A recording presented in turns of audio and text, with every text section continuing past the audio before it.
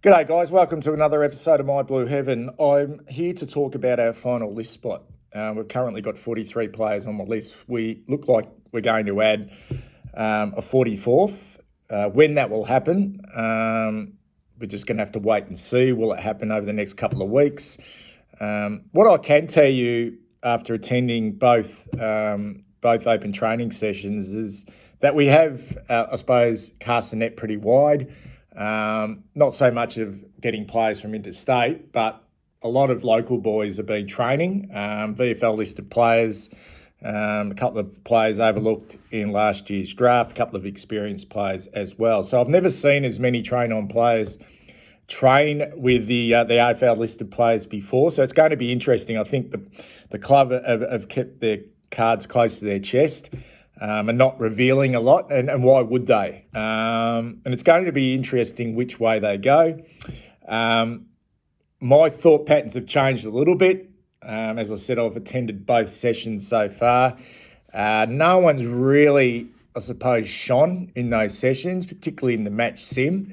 So it's very difficult to try and get a gauge on which way the club will go. And I suppose Nick Austin and Michael Voss will work in conjunction about who best suits, whether that's now, we need a player now, or whether that's someone that we project is going to be, with the club in a couple of years' time. So I will go through the candidates or the players that I know of that have been training. I reckon there's been upward of 10 through that time. I'm not quite sure how many are still at the club now because the last open training session was 8 days ago. Voss said the boys will go on a 5-day break, and we know that they returned on the weekend on Saturday morning at La Trobe University. I don't know whether they're all still training, but definitely at that last open training session, they were all there. So I'm going to go through the candidates and the ones that I know. I will start with the signed VFL listed players, and what I mean by sign, they're on the books with our VFL reserve side for 2022. Some were there last year, and a couple of them they've recruited. I'll start with Alex Cincotta, who I actually briefly spoke to after the first open training session. Lovely guy. He was actually running some laps by himself after training. I just asked his name. I did a little bit of research on him. I was quite surprised to find out that he's already 25 years of age, so he's a mature ager. He's from Newtown Chilwell in the GFL, which is Geelong region. Was on the Geelong VFL list for a year. Did his ACL, so he's had his a real major injury setback. I assume he went through the Geelong Falcons program. I assume that. He may not have, though. And he played and he made his way across to our VFL side last year and eventually made his way into the team after some setbacks and played one game last year and he impressed. And then the following week, the season was cut short. I don't think he's a realistic option of being that 44th player on the list, but it's great to see him get an opportunity. He's an inside mid, got a little bit of height about him, about 6'1", really good athlete. Not quite sure about the endurance side of things, but he's got a fair bit of power about him and he loves the contest and nice skills as well. In that first session, if you were there, is a young lad who was wearing the number 2 jumper. And you probably could have mistaken him at sometimes for Paddy Dow, obviously because of the number 2 jumper. So he will be playing with Carlton VFL next year. The second one, now, I'm 95% sure that he's been at both sessions, and that is Xavier Mar. Now, you might remember the name Xavier Mar from the Murray Bush Rangers, overlooked in the 220 draft, I think it may have been. Yeah, the 220 draft. He was predicted to go but missed out. He was a train-on player with us last pre-season and apparently impressed with throughout the pre-season last year, but was overlooked when we decided to take Oscar McDonald. And hasn't that been a bit of a godsend, taking Oscar McDonald, considering where we're at the moment with key position depth? But was overlooked, is playing with our VFL listed side now. So he's signed away for next year.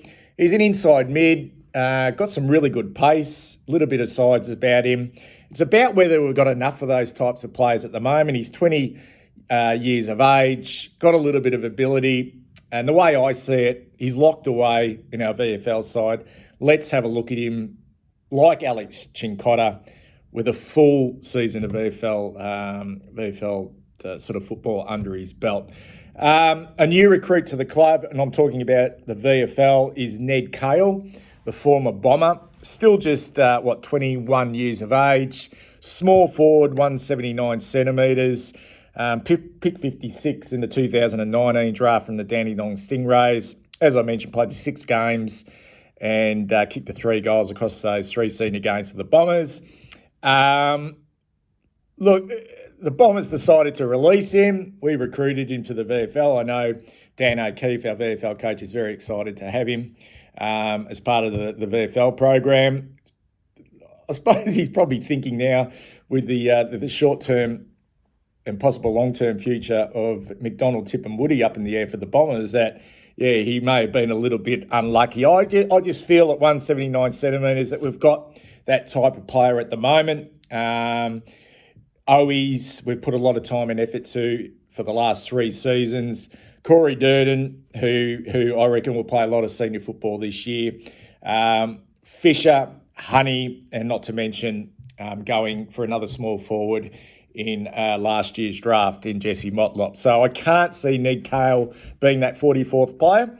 But once again, we've got him on the books. And who knows how COVID will impact this year, whether we will be able to have access to short-term contracts from our VFL listed players. We're just going to have to wait to see how that pans out. The other player I want to talk about who's on our VFL books this season is Jesse Glass-McCasker. Key defender. We remember him from being at the club, recruited with the number 1 rookie draft pick in the 2015 draft when we went tall. So it was Sauce's first draft. We really did go tall in that draft. Harry, Weeders, Charlie, and then we got Glass-McCasker. I think he was earmarked, if all went well, to be a viable option as a key defender. It didn't quite work out for him after being on the list for 3 seasons, 2016 through to 2018. So he had a fair crack at it. I just think that probably what destroyed him in the end was the fact that obviously Weeders came on really well as a young player, and then Liam Jones just leapfrogged everywhere. He was a forward in the reserves and then just came in and exploded as a key defender, and it really put an end to Glass-McCasker's chances of probably staying on the list. The irony is now that Jones is gone and Glass-McCasker's back at the club. He's 196 centimetres. He's a big boy, big solid boy. Apparently he's really good mates with Jacob Wiedering from his time at the club. Went back to Swan Districts for a short period of time during the COVID break when there was no Victorian football, and then came back last year and played some really solid football for the Footscray VFL, where he played at both ends of the ground. I mean, he played key back and also key forward, and actually broke his hand in match sim with the AFL listed boys. So he'd be familiar with obviously Lewis Young, and he may have even played some games in match sim on Lewis Young, who's at the club now. So there's a fair bit of irony about the fact that Jesse Glass-McCasker finds his way back to the Carlton Football Club, albeit just as a train-on player at the moment. But if you're thinking need-for-need basis with Liam Jones going out of the football club, maybe he's got his nose in front in regards to those boys who were part of the VFL team in 2022. Another former AFL player, he finds his way to Icon Park as a train-on player is 26-year-old Will Hayes, who played 11 games for the Western Bulldogs over a couple of seasons. A bit of a late developer. Went to Melbourne Grammar, good mates with Zach Merritt. Wasn't drafted as an 18-year-old. Had to sort of ply his trade through the VFL system. Won at best and fairest in the VFL for the Bulldogs. Nick Austin had known him really well. I reckon he impressed as a sort of a winger, high half forward. You know, he's got an uncanny knack of being able to find the ball on the outside. Bit of pace about him, and can kick a sausage roll as well. So look, he's done it the hard way. Delisted by the Bulldogs. Very, very hard to crack a game in that midfield for them, or even as a high half forward or a wingman. They're pretty well stocked. He's been given an opportunity. I can't see it personally. Although wing is still a bit of a problem for us, but I think we're going to back back the likes of Lockie O'Brien in, and Cunningham when he comes back. And we've got a few options on our wings now, the likes of Matthew Cottrell. And with some of those in regards to Ned Cahill and Will Hayes, if they do come on and be signed as that 44th listed player, of that sort of, Hayes, a medium-sized type winger, midfielder, Ned Cahill, a small forward, it makes you believe, why the fuck did we delist Michael Gibbons, who I think is as good as both? It just would seem a little bit bizarre if that happened. I'm going to talk on a couple of young guys who were overlooked in the national draft. Not so much a surprise that were overlooked, but more a surprise that they may have not been picked up in the rookie draft. That's where it becomes a little bit of a surprise. The first one is Tyrese Lewis. And if you've been at the training sessions, he's the youngster that's been wearing the bucket hat. And he's impressed. He really has. He's a really nice size, 194 centimetres. Eastern Rangers, 19-year-old. He's nearly 19. He had been playing as like a big-body midfielder in the NAB League. Had quite a few injury concerns. I know he had stress fractures in the back. And I did notice in the last training session that we were at that he was part of the rehab group for a fair bit of time. So whether they're trying to ease him in, but it's not a great sign if you're a train-on player and you're already in the rehab group. But when he has been part of the match sim, he's actually sort of impressed. He's as I said, like he's 194, can take a really nice intercept grab. He to me, he doesn't have the X factor at this stage. And this type of player to me is a bit sort of to a penny. Where do they fit? Have we got enough of them? Can they project into the future whether he's going to have something different? So I don't know. I don't know with Tyrese Lewis, although he has impressed in the small time that he has been part of the match sim, particularly playing as that lockdown defender. Or a loose in the back half. He's been okay. He's been okay. And the other one I want to talk about is Josh Cripps. And we all know the name. Obviously, the younger brother of Patrick. A lot younger brother of Patrick. I think he's about 7 or 8 years younger. Just 19 years of age. He'll be 20 in, I think, August. He turns 20. Now, he's had some real bad luck. About 18 months ago, he did his ACL. I think he may have even been playing school football at the time when he did his ACL, but that really set him back in his draft year. He's a big lump of a lad, 199 centimetres, which is great, a great height, and he's stacked on a heap of weight over the last 12 months or so. He's now up to 95 kgs. He sees himself, I think, as more of a forward ruck, but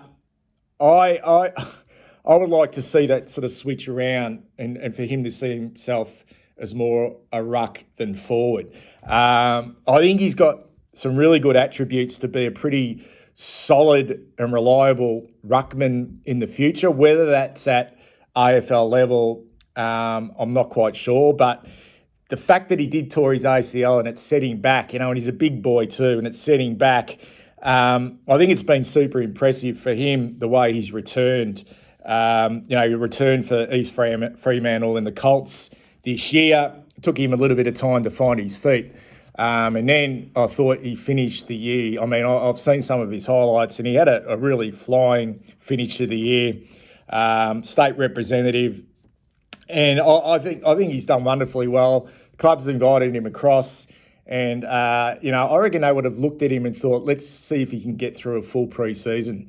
And he's done exactly that so far. Every session that I've been to, he's done just about everything. Look, he hasn't set the world on fire in regards to match sim. I have seen a couple of really impressive sides in regards to what he's able to do below his knees. We know he's a really solid contested grab, and he's got really nice skills, probably better skills by foot than his brother. He's a left footer. He's a bit of a loper at this stage. He hasn't got, you'd probably describe it as the turning circle of the Queen Mary, but the mobility could be based on the fact of his history of injuries, particularly with his knees.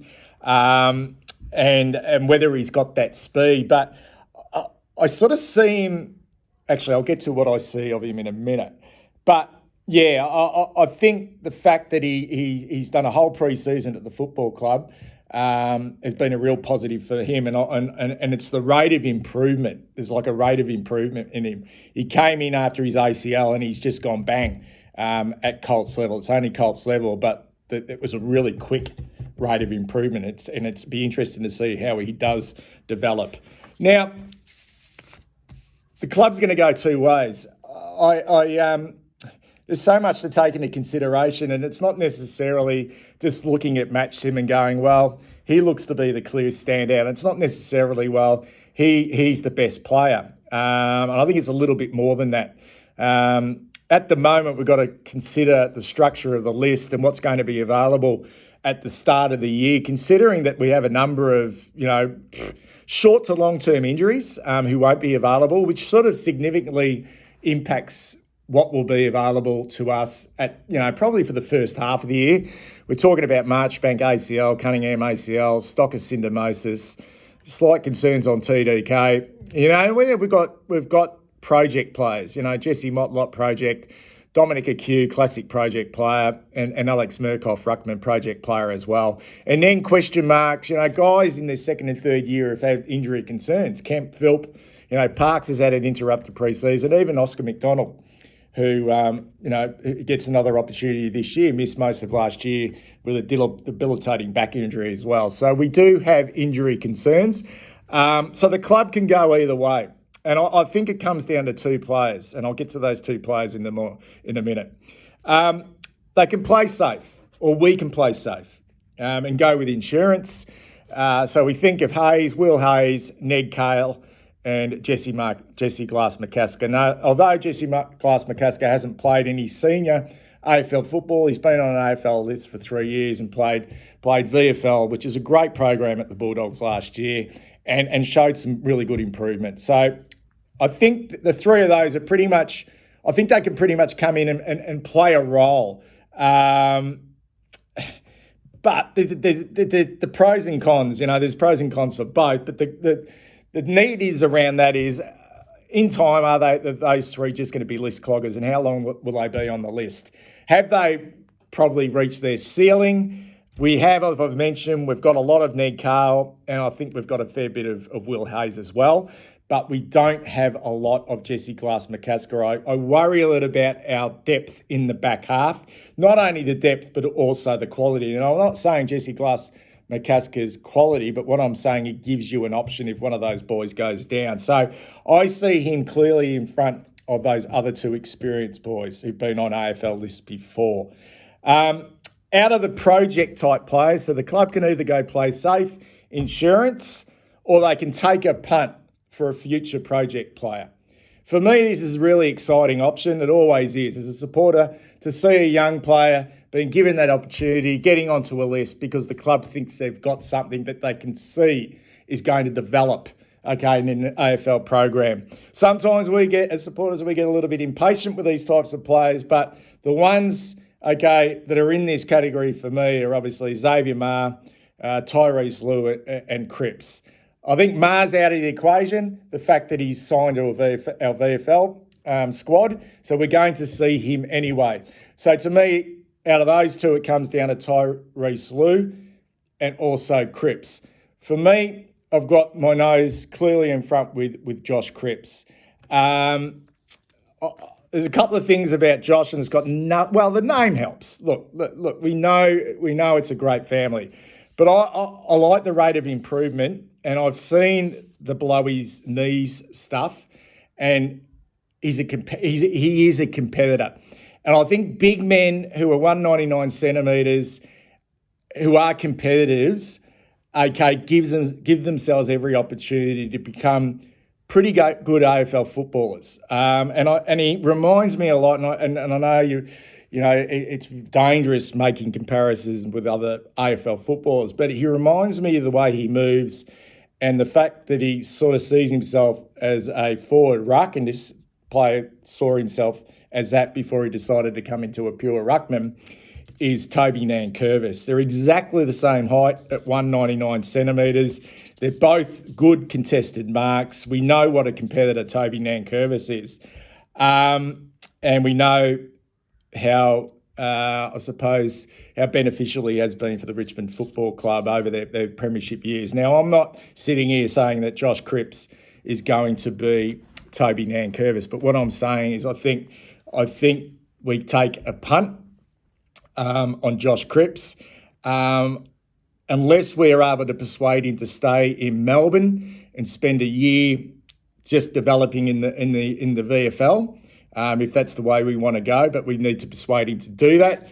I would be giving a contract to Josh Cripps slightly over Jesse Glass-McCasker. But if you're talking right here, right now, on what we may need in regards to the start of the season and a bit of a backup plan, it's going to be Jesse Glass-McCasker. But I'm going, guys.